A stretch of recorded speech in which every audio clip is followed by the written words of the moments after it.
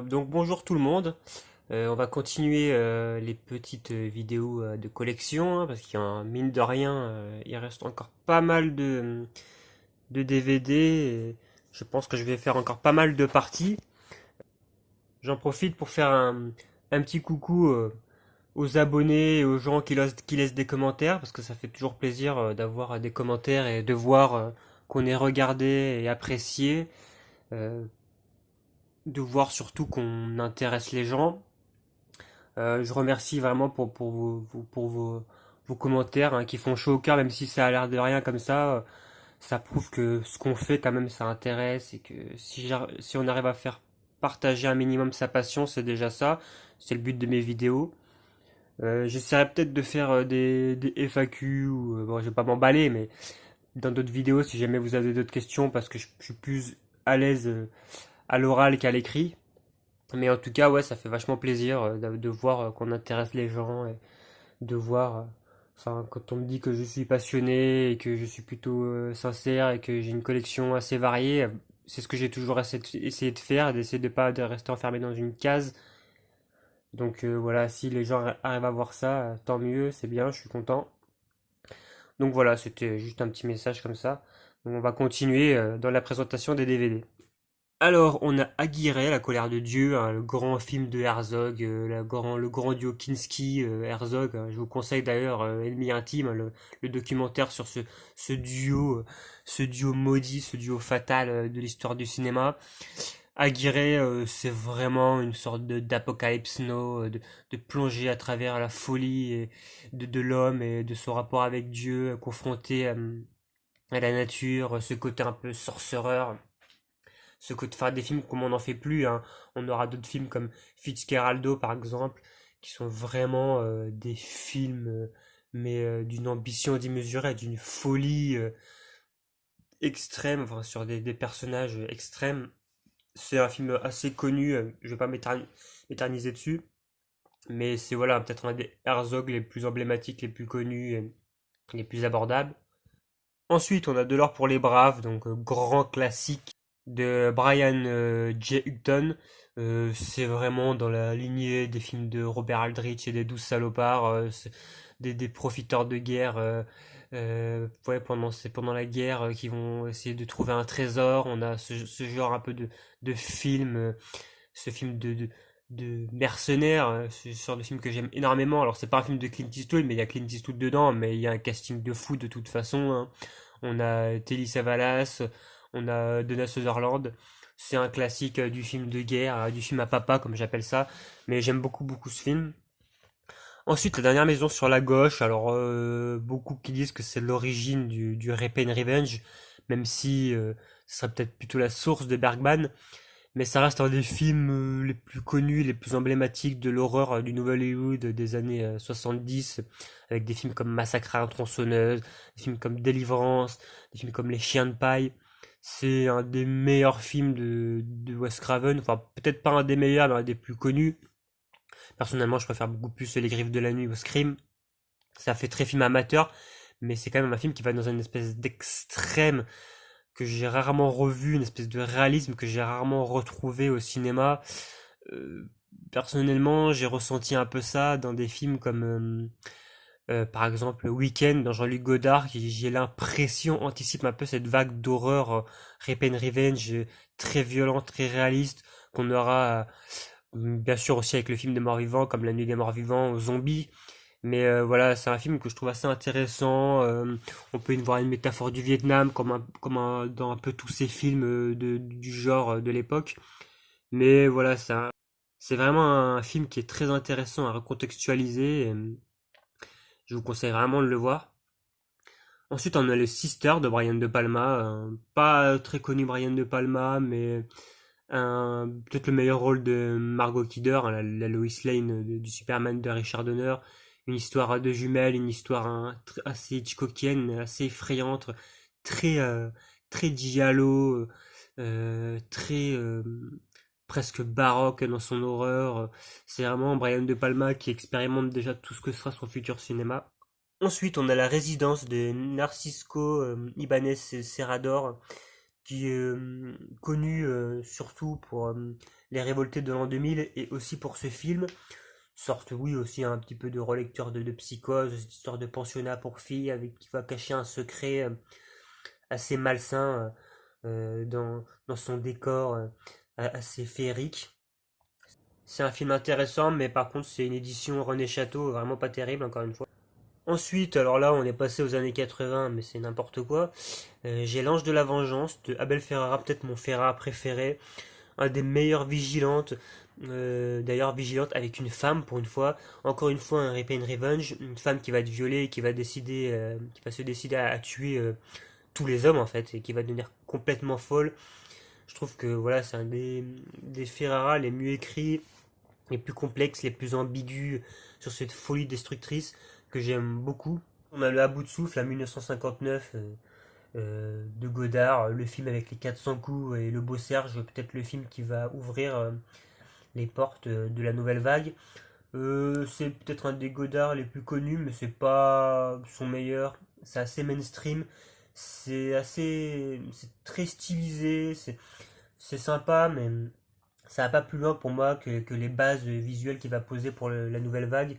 Je trouve que voilà, c'est une sorte de, oui, de Bonnie and Clyde avant l'heure, du démon des armes, ce genre de film.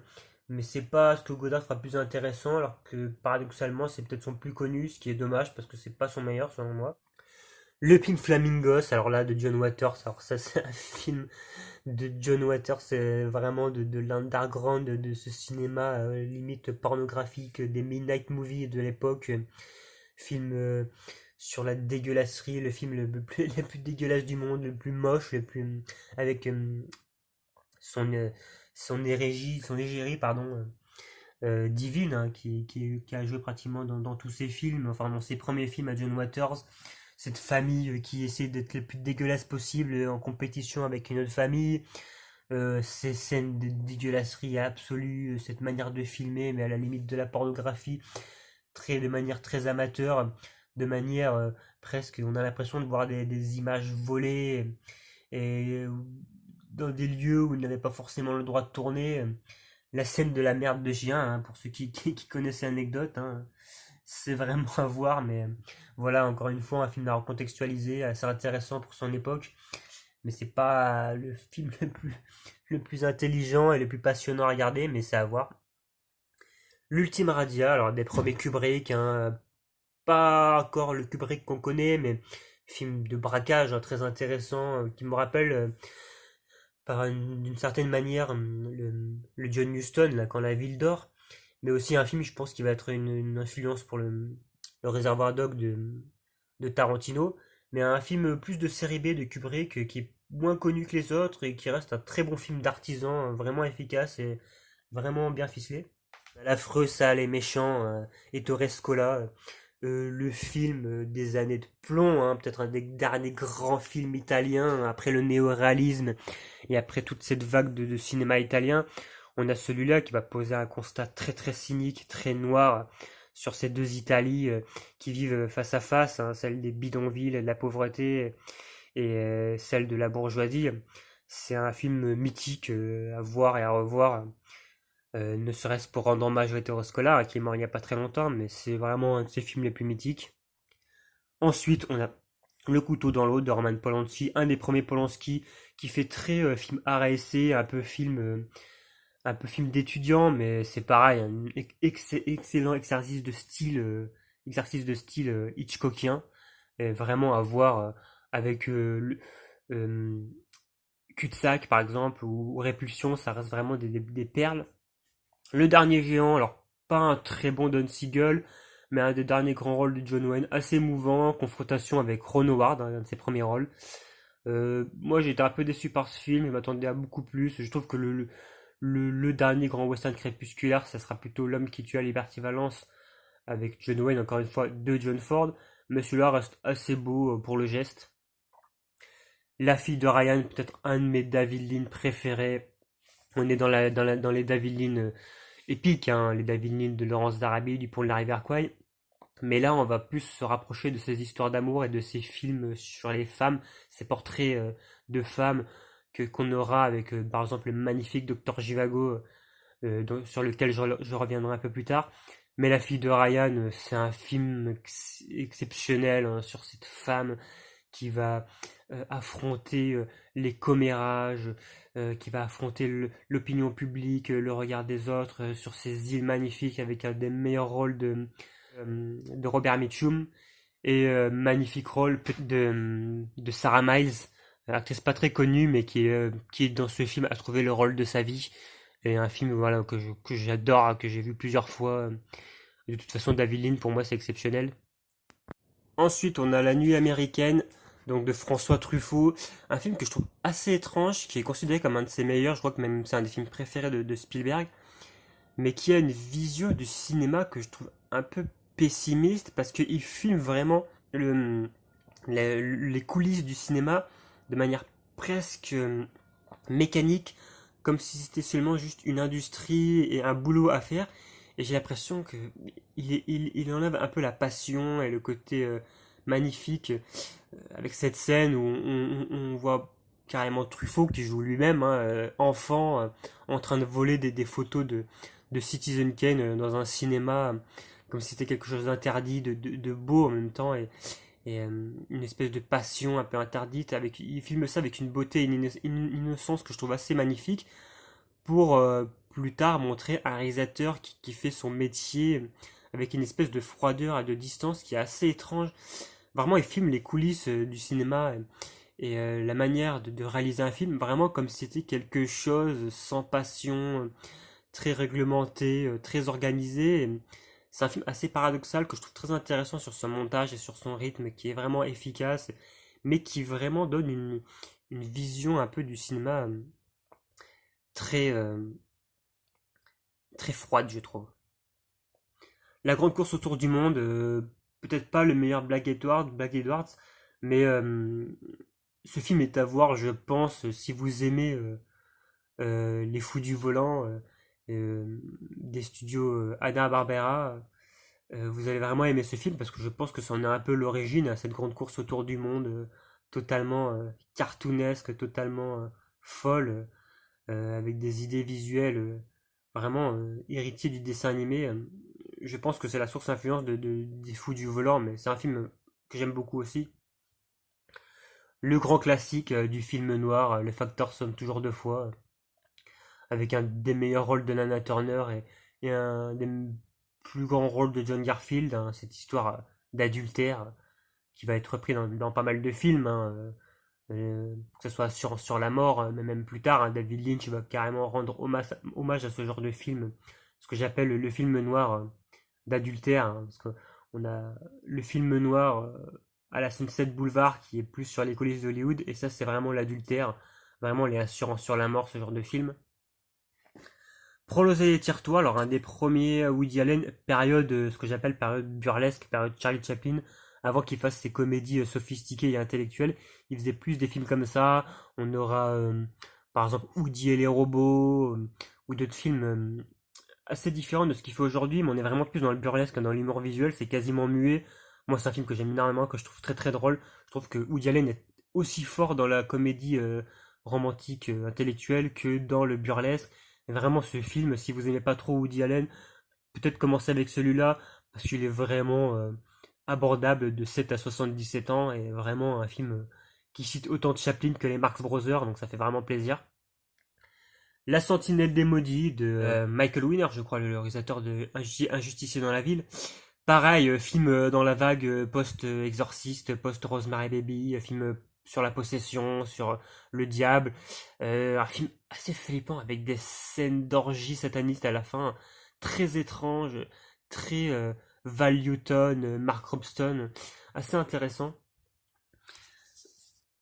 Le mythique Mélodie en sous-sol, un Gabin, Lino Ventura, mythique film de casse, très près Jean-Pierre Melville par exemple, mais un très très grand film que j'aime beaucoup. Le boucher de Chabrol, peut-être mon Chabrol préféré, cette histoire d'un boucher qui va être accusé d'être un tueur dans un village un peu fermé sur lui-même, qui va être soupçonné par une institutrice. Pareil, encore une fois, hommage à Hitchcock, hommage à tout un pan du cinéma d'horreur. le film d'horreur rural à la française, hein. C'est vraiment un film excellent. Alors, Le Amityville de Stuart Rosenberg, un film qui m'avait traumatisé quand j'étais petit et que je trouve complètement bidon aujourd'hui. Et là, pour le coup, c'est vraiment la queue de comète, encore une fois, de cette vague de films post-exorciste, post-Rosemary Baby, La Sentinelle des Maudits, La Malédiction de Richard Donner. Mais celui-là, il raconte rien. C'est déjà un peu du Conjuring avant l'heure, c'est que de l'effet, et c'est jamais du fond.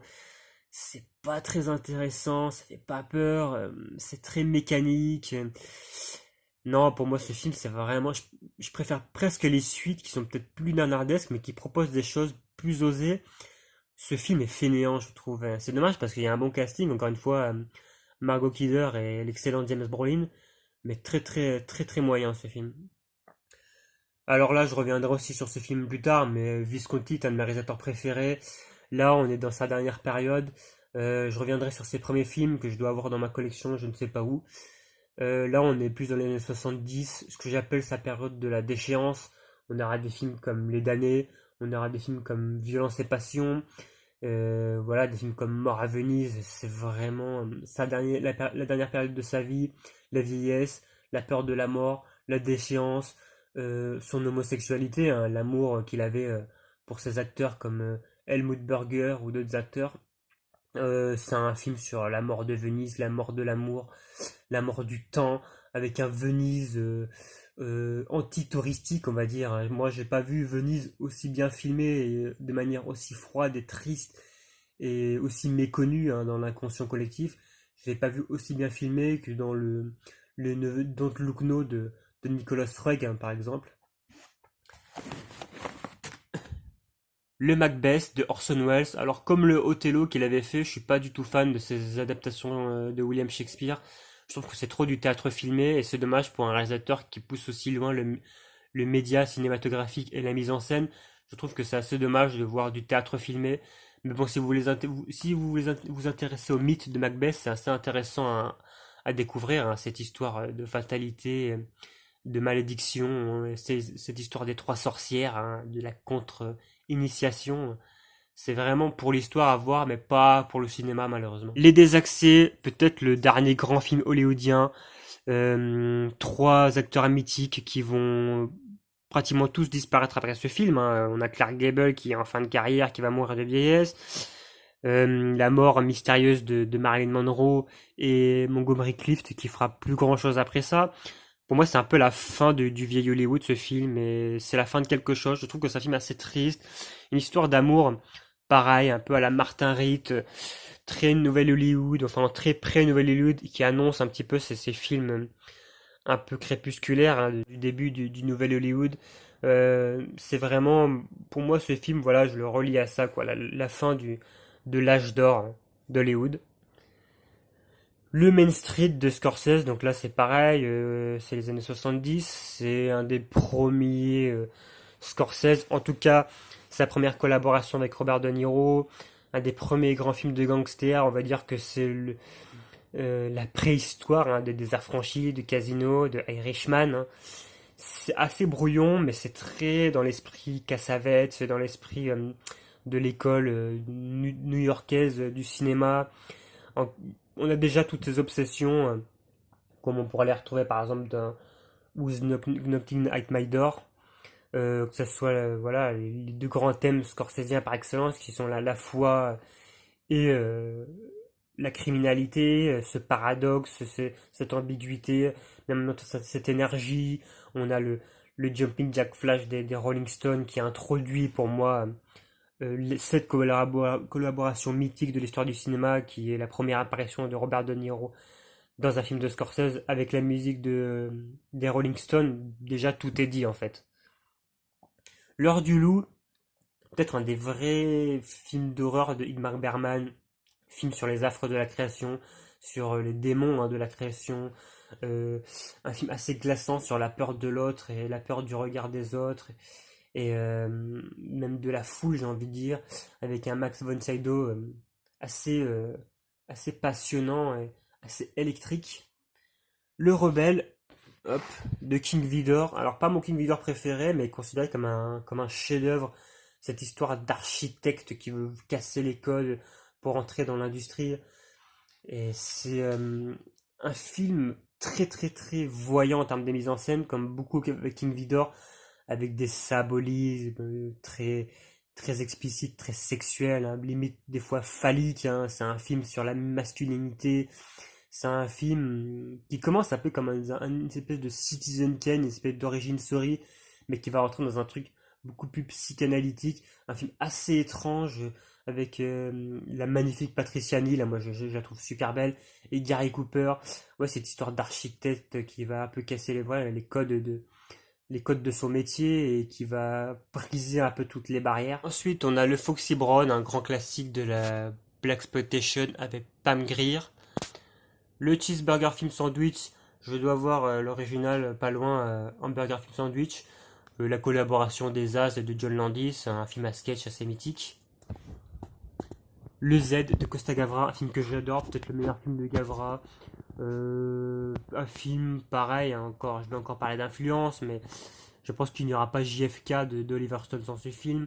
Je pense qu'il n'y aura pas la modernité, le côté quasi documentaire par exemple du cinéma de William Friedkin ou de films comme French Connection. Sans ce film, c'est un film qui place un peu toutes les contradictions et tous les paradoxes du point de vue à la manière d'un Rashomon de Kurosawa sur une histoire de meurtre qui peut rappeler un peu Kennedy et qui en fait sur toutes les histoires un peu de magouille qu'on avait à l'époque en Grèce, hein. C'était en Grèce que s'était passé cet attentat. Oui, c'est un film sur les différents points de vue, sur les différentes analyses, sur des questionnements sur l'image et le découpage que je trouve assez passionnant. Un film assez dur, hein. Ce Z hein, qui symbolise la liberté, cette fameuse lettre interdite hein, par le gouvernement et l'État de l'époque. C'est un film assez passionnant, assez en avance sur son temps pour l'époque, que je vous recommande vraiment, hein, de Costa Gavra. Le Othello, hein, encore une fois, c'est encore dans la vague des films de William Shakespeare, enfin adaptés de William Shakespeare par Orson Welles. On a aussi Falstaff. Le Alphaville de Jean-Luc Godard, hein, peut-être une de ses seules incursions du réalisateur dans la science-fiction, cette espèce de film noir dans une ville futuriste sur une planète éloignée, en fait qui n'est que Paris filmé de nuit avec des environnements un peu plus modernes. C'est un film très intéressant, très hard-boiled, avec un Eddie Constantine qui est vraiment dans la lignée de ces autres films un peu de polar. On a une Anna Karina en femme fatale.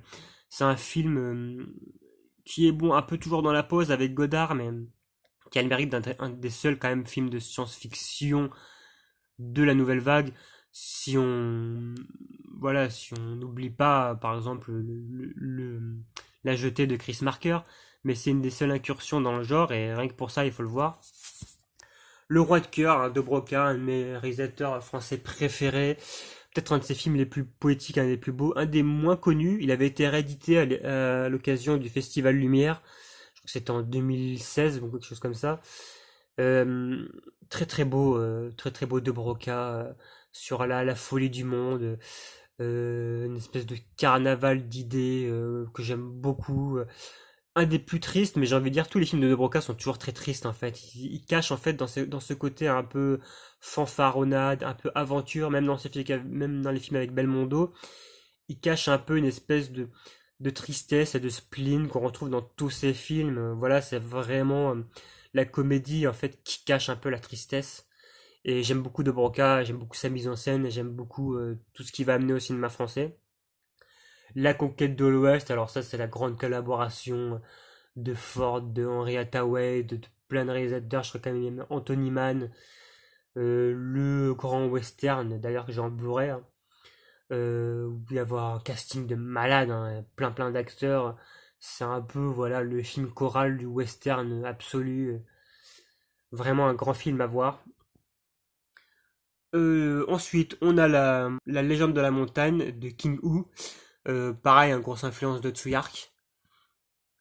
Le Rome ville ouverte, alors est-ce que c'est le premier film néo-réaliste? Il y a toujours ce débat sur ce film. Est-ce que c'est celui-là ou Les Amants diaboliques? Personnellement, je préfère Les Amants Diaboliques, mais Rome Ville Ouverte est un des, voilà, un des plus emblématiques. Peut-être pas mon Rossellini préféré, il y en a d'autres que je préfère, mais ça reste voilà, le plus représentatif des règles, en tout cas, posées par le néoréalisme, hein. Le fait de tourner avec des acteurs non professionnels, dans, dans des vraies villes, dans des vrais lieux, toujours c'est sur l'Italie occupée, toujours ces histoires ouais, d'Italie occupée pendant la Seconde Guerre mondiale. Le cri et chuchotement, peut-être aussi un des Bergman les plus emblématiques.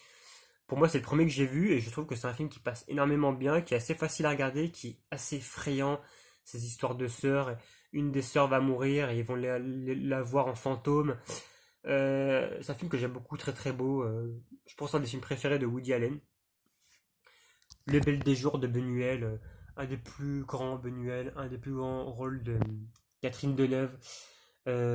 Film sur la décadence de la bourgeoisie, qui par petites touches de surréalisme, même si on est très loin de ces grands délires surréalistes dont Benuel a le secret, on est quand même dans des petites touches en fait de surréalisme que j'aime beaucoup parce elles vont contaminer cette espèce de film un peu français, un peu réaliste, un peu social, naturaliste.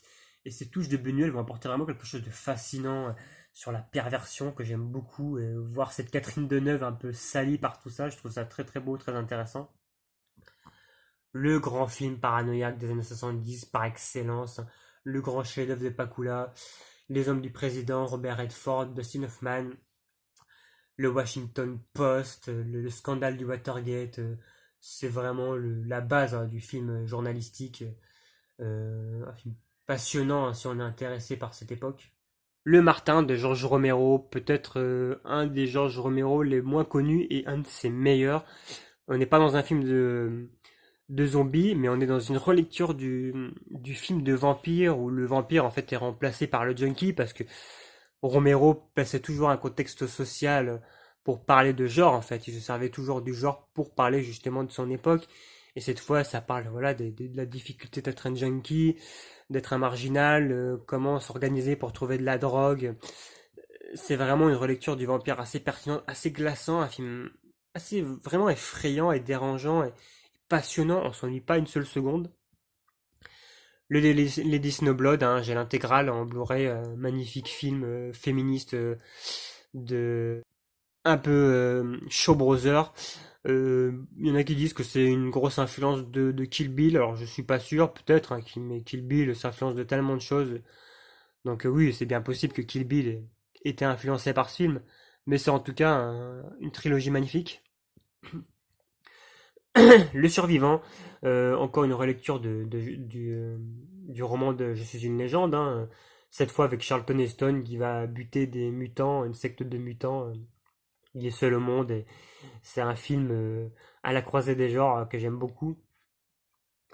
L'épreuve de force, un des meilleurs Clint Eastwood, un des plus badass, un des plus iconiques.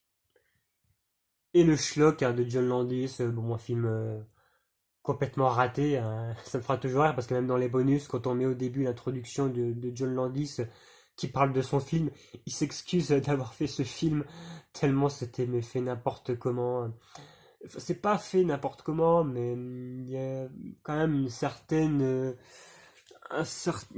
inefficacité du cinéma. Je dirais même pas naïveté parce que le film, franchement, raconte pas grand-chose. On est bon, on est dans l'époque un peu Roger Corman, Joe Dante faisait ses premiers films, mais celui-là est vraiment raté, c'est dommage. Il va quand même rester pas mal de ce film dans la culture populaire, hein. Déjà, bon, John Landis lui-même refera des clins d'œil à son film. On peut voir le poster, par exemple, de ce film, l'image de ce film, l'affiche au début du clip de Thriller de Michael Jackson. Mais c'est vraiment pas un bon film. De mes souvenirs, ça raconte à rien en fait. C'est vraiment à voir si vous êtes curieux de voir les débuts de John Landis et toute cette période où beaucoup de réalisateurs sont partis de l'écurie Corman pour faire leur propre film. Voilà, après, je pense qu'il a un petit peu expérimenté sur ce film, John Landis, afin de faire ensuite des films excellents comme Le Loup-garou de Londres ou les Blues Brothers. On a déjà un peu en germe le cinéma de Landis, mais dans un film quand même très brouillon et vraiment pas terminé à mon sens. Ensuite, on a Amityville 2 et Amityville 3, dont les suites que je trouve personnellement bien meilleures que le premier. En tout cas, ça essaye des choses un peu plus intéressantes que le premier que je trouve vraiment fainéant. Propriété interdite, Robert Redford, Natalie Wood, un des classiques de Robert Redford. Le Dark Star, un des premiers Carpenter, il me semble aussi écrit par Dan O'Bannon, hein, qui fera plus tard Alien. Un film que j'aime beaucoup, moi, qui est un peu ni fait ni à faire, assez nanardesque, assez ridicule, mais qui a des idées symboliques assez intéressantes et je trouve des arcs narratifs de personnages assez cohérents, je dirais pas bien construits, mais il y a déjà un peu en germe toute la structure du cinéma aussi de Carpenter et je trouve que voilà, le film reste intéressant à revoir aujourd'hui quand on connaît bien l'œuvre de Carpenter. Ensuite, on a le Harold et Maude hein, de Al Ashby, peut-être un des Al Ashby les plus connus. Al Ashby qui avait fait par exemple Bienvenue Mr. Chance ou La dernière corvée. Cette histoire d'amour entre un jeune adolescent suicidaire, obsédé par la mort, et une vieille dame pleine de vie, jouée par l'excellent Rose Gordon, hein, qu'on retrouvera dans Rosemary Baby. Moi, c'est un film d'amour que j'aime bien, qui est aujourd'hui un peu considéré comme un truc cul-la-praline, plein de bons sentiments. Mais ça fait partie un peu des histoires d'amour typiques du Nouvel Hollywood, un peu, un peu étrange, un peu. Moi, personnellement, j'aime beaucoup ce film, j'aime beaucoup cette histoire d'amour. L'île sur les toits du monde, alors un Disney pas très connu, un Disney Live, qui est dans la lignée, par exemple, du 20 milieux sous les mers de Richard Fleischer, ou tous ces films un peu d'aventure, d'explorateur. Moi, j'adore ces films-là. Pour moi, c'est vraiment l'esprit Disney, l'esprit de découverte. Cette histoire d'explorateurs qui vont partir en Antarctique, découvrir une autre civilisation de Vikings, avec ce dirigeable, hein, l'Hyperion, là, qui devrait vous dire quelque chose hein, si vous êtes un fan du parc de Disneyland Paris. Mais moi, c'est ce qu'un Disney Live devrait toujours être, hein, quoi, un film sur la découverte, un film sur la curiosité, sur l'exploration, l'aventure. C'est comme Le Trou Noir, c'est comme des films, d'autres films qu'ils feront après. J'aime beaucoup ce film, c'est vraiment un petit film culte live de Walt Disney que j'aime bien. L'excellent John McCabe de Robert Altman. Pour moi, ce film, c'est un des meilleurs western ou anti-western, on va dire, même du Nouvel Hollywood. Un des meilleurs films de Robert Altman. Un film qui, je pense, a beaucoup influencé mon film préféré, qui est There Will Be Blood de Paul Thomas Anderson. Euh, j'ai envie de dire que Robert Altman est un des mentors spirituels hein, cinématographiques de Paul Thomas Anderson. Mais ouais, c'est vraiment cette histoire d'un anti-héros, d'un propriétaire d'un bordel joué par Warren Beatty, cet homme qui arrive de nulle part, ce stranger, hein, comme le dit si bien la BO de Leonard Cohen, qui va essayer de diriger un peu ce bordel, ces prostituées, même contre l'assaut de d'autres hommes. Même ce bar hein, il s'installe en face d'un saloon et ils vont rentrer en compétition. Il va y avoir une espèce de compétition psychologique qui, moi, me rappelle un peu celle de Darby Blood, hein, du curé et de ce pétrolier. C'est un film très qui casse vraiment les codes du western, qui Jean-Baptiste Rey en parlait très bien dans une vidéo, mais on a tout ce climax, cet anti-climax en fait, où la caméra ne se concentre pas vraiment sur ce duel final et ce héros va mourir seul. Tous les éléments à les codes du western sont un peu détournés. Et on a ce film qui peut paraître assez déceptif si on ne connaît pas bien le cinéma Robert Altman, mais qui pour moi je trouve très beau, très doux, amer. Vraiment, ce film, c'est une balade de Leonard Cohen et c'est un film qui m'a pas mal obsédé pendant quelques années. Et là où je trouve que Darby Be Blood est un film beaucoup plus nihiliste, celui-là est un film beaucoup plus triste, très beau, un des meilleurs rôles de Julie Christie, Un des meilleurs rôles de Warren Beatty, une des meilleures photos de j'arrive jamais à le dire son nom, Vilmos Zsigmond, je sais plus comment on dit. Un film que j'aime vraiment beaucoup, peut-être ouais, mon Robert Altman préféré avec Shortcuts. Le Cercle Rouge, le grand classique de Jean-Pierre Melville, le film de braquage par excellence. Jean-Pierre Melville était un grand fan de Becker, hein, il suffit de voir Le Trou de Becker, hein, qui déjà est déjà un film de Melville avant Melville. Mais voilà, c'est un film très réaliste avec ces scènes de braquage qui durent une éternité, presque comme figées dans le temps, un souci du détail, de l'exactitude, ces hommes obsédés par leur métier, ces samouraïs modernes, cette noirceur, cette froideur. Oui, il y a vraiment une espèce de distance dans le cinéma de Jean-Pierre Melville que j'aime beaucoup. Et le Cercle Rouge, en plus, un des derniers rôles de Bourvil, hein, qui, il me semble, était malade hein, sur le tournage de ce film. Et ça se ressent vraiment. Il y a une ambiance un peu poisseuse, un peu triste, une espèce de fin du cinéma crépusculaire avec ouais, ce Bourvil qui a apparemment craché même du sang sur le tournage tellement il était malade. C'était son dernier rôle. Il y a une beauté dans ce film que j'aime beaucoup, et pour moi, c'est un des plus grands films français. Jean-Pierre Melville est un des plus grands réalisateurs français, selon moi. La fille qui en savait trop, peut-être une des premières pierres angulaires du Giallo avec Six femmes pour l'assassin ou L'oiseau au plumage de cristal. Un grand classique de Bava, relecture de La femme qui en savait trop d'Hitchcock. Mais j'aime beaucoup ce film parce on va presque dans l'onirisme. On ne sait pas à la fin si, je vais pas raconter l'intrigue, mais est-ce que tout ce qui s'est passé n'est qu'une hallucination due à la drogue? Est-ce que c'est une métaphore du féminisme et de cette femme autodidacte? Il y a plein de niveaux de lecture que j'aime beaucoup et qu'on retrouvera beaucoup dans le cinéma de Mario Bava, qui est vraiment cet artisan du cinéma italien qui va toucher à tous les genres et à chaque fois presque révolutionner les genres, hein, que ce soit le giallo, que ce soit le thriller, que ce soit la comédie ou même les films de super-héros avec Danger Diabolique. La fille qui en savait tout est un très beau film, un très grand film, peut-être pour moi un des vrais grands promets giallo, personnellement que je trouve meilleur que Six femmes pour l'assassin ou même L'oiseau au plumage de cristal de Dario Argento. Le Oscar, alors ça c'est Oscar avec Louis de Funès. Bien que j'aime pas trop Louis de Funès, je trouve que c'est peut-être un de ses meilleurs. Je pense que c'est mon Louis de Funès préféré. Bon, c'est celui où il pète littéralement le plus un câble. Mais c'est vraiment un vaudeville dans une espèce d'appartement, d'unité de lieu, de temps, qui est vraiment une pièce de théâtre. Donc pour moi, il y a tout aurait pu être insupportable dans ce film. Ce côté pièce de théâtre, Louis de Funès qui en fait des tonnes, une intrigue à tiroir pas très intéressante, mais en fait, je trouve que tout fonctionne bien, tout s'emboîte bien, et le film est très efficace, et c'est vraiment mon Louis de Funès préféré, et je trouve que vraiment, il pète un câble dans ce film, mais vraiment, tu te demandes s'il va pas taper une crise cardiaque tellement il est fatigant, et même lui, il en peut plus. Le grand classique du film de catastrophe de Irving Allen, peut-être un des plus grands de l'époque, un des plus connus. Même ma mère l'a vu à l'époque au cinéma, c'était vraiment l'origine du blockbuster, hein, peut-être avec Les Dents de la Mer, mais du blockbuster des années 70.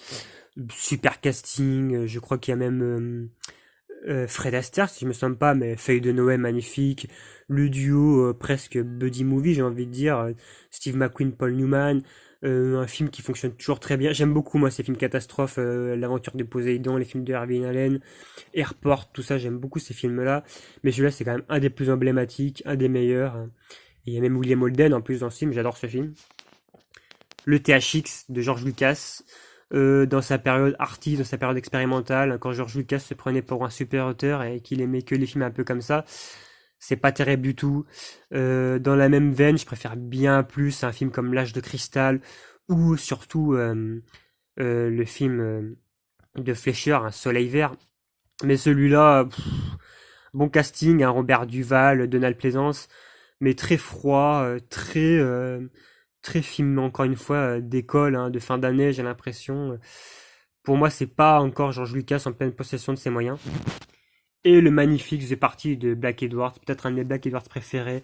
Cet acteur qui joue dans ce film à la Gun Gandin et qui va faire un désastre, cette espèce comment dire, de Pierre Richard qui va tout casser sur son passage et qui va être invité dans une grande réception mondaine alors qu'en fait il n'a pas été du tout invité, c'est une erreur. Il va finir par tout casser. C'est vraiment comment détruire le Nouvel Hollywood de l'époque, le 16 London, toute cette société un peu bourgeoise.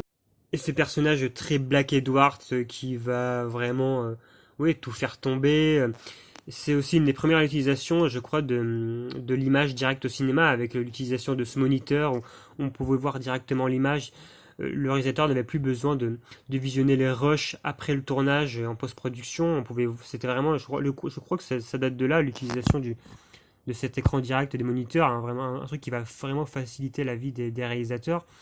D'ailleurs, ça se ressent dans le film parce que le film a vraiment cet équilibre entre un truc très calculé, très dosé, très presque mathématique grâce justement à ce moniteur et en même temps l'improvisation de Peter Sellers, on ne sait jamais ce qui va se passer. Black Edward disait qu'il ne sait jamais quelle va être la prochaine scène avec un acteur comme Peter Sellers, mais j'aime beaucoup cet équilibre entre un film très calculé, très équilibré et ce côté vraiment improvisé, on ne sait jamais ce qui va se passer. Pour moi, une des meilleures comédies de tous les temps, géniale, bourrée d'idées visuelles et une critique assez pertinente ouais, du star system et de ces milieux un peu bourgeois de l'industrie du cinéma. Et le Zabriskie Point, donc de Antonioni dans sa période américaine, The Passengers, qu'est-ce qu'il y avait d'autre? Je sais plus ce qu'il y avait, Profession Reporter, Passengers et Zabriskie Point. Le film, par exemple, qui va être parodié par Orson Welles dans De l'autre côté du vent. Il faut aimer Antonioni, c'est pas mon préféré de celui-là, je préfère largement Blow Up et je préfère largement ses films italiens. Mais là, encore une fois, on peut y voir une espèce de parodie ou des réflexions sur la contre-culture américaine, période de Easy Rider, de cette jeunesse perdue, rattrapée par les adultes, qui veut détruire la société mercantile et capitaliste, économique. Encore une fois, ce désert métaphorique, comme dans tous les films d'Antonioni. Une espèce, pour moi, c'est la fin d'un arc, en fait, de sa période américaine et de même de ses questionnements philosophiques. Donc voilà, fin de cette partie, hein. J'ai déjà fait pas mal de films, j'ai encore beaucoup de films à voir. Donc on se dit à plus et à la prochaine pour encore 15 000 vidéos. Allez, salut!